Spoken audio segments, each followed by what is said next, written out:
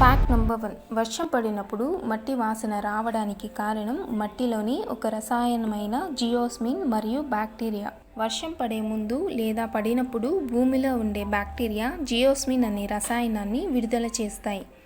ఈ జియోస్మిన్ వాసననే మనం మట్టి వాసన అని అనుకుంటాం. Fact number 2. కాటన్ మౌత్ అనేది అమెరికాలో కనిపించే విషపూరిత పిట్ వైపర్ జాతికి చెందిన పాము. ఈ పాము నోటిలో తెల్లగా కనిపించే భాగం ఉన్నందున దీనికి కాటన్ మౌత్ అనే పేరు వచ్చింది.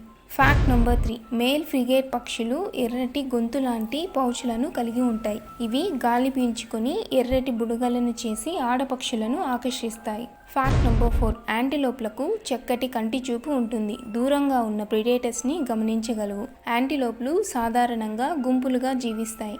ఇది వాటి రక్షణకు సహాయపడుతుంది. Fact number 5. స్టోన్ ప్లాంట్స్ దక్షిణ ఆఫ్రికా మరియు నమీబియా యొక్క ఎండబారిన ప్రాంతాలకు చెందింది.